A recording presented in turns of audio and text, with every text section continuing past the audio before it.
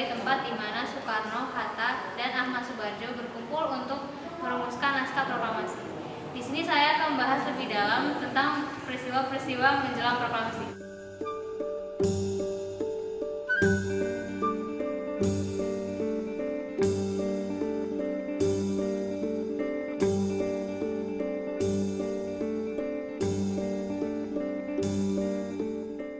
Perjuangan kemerdekaan Indonesia telah muncul pada awal abad ke-20 dan kemudian memuncak pada masa pendudukan Jepang pada tahun 1942 sampai dengan 1945.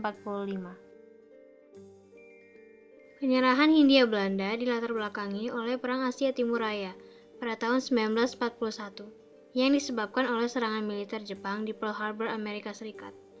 Kemudian Hindia Belanda menyatakan perang terhadap Jepang.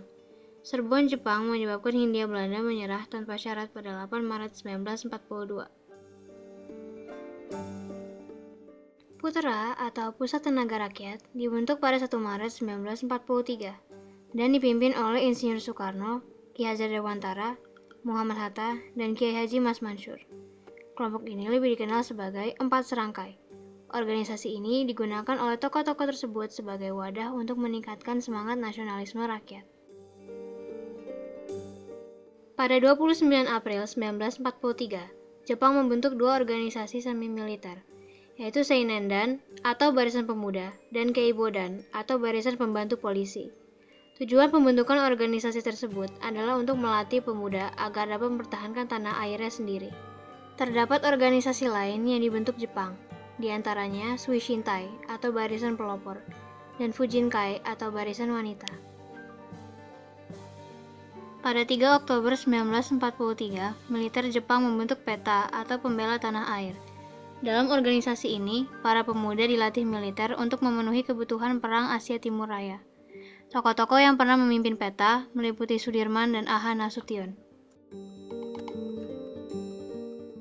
Pada 1 Maret 1945, dibentuk Badan Penyelidik Usaha-Usaha Persiapan Kemerdekaan Indonesia atau BPUPKI dan diketuai oleh Rajiman Widyodiningrat.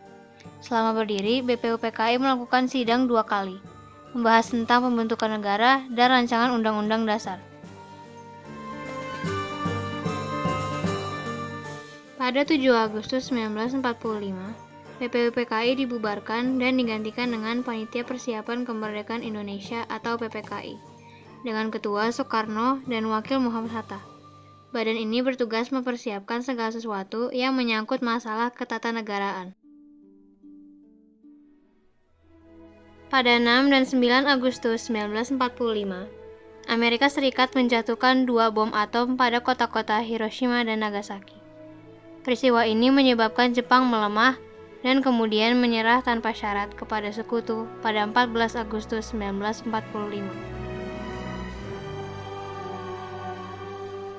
Karena Jepang mulai melemah, muncullah perbedaan pendapat antara golongan tua dan golongan muda mengenai hal waktu proklamasi.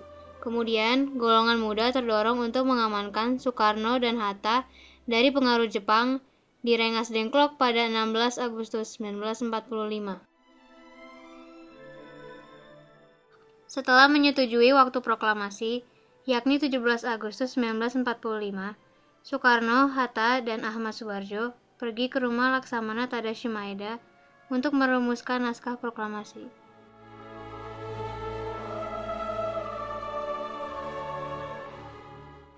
Setelah perjuangan sekian lama, akhirnya kemerdekaan Indonesia diproklamasikan pada 17 Agustus 1945. Untuk melihat peristiwa-peristiwa seperti ini dari perspektif yang menarik dan sekaligus informatif, datanglah ke Museum Perumusan Naskah Proklamasi.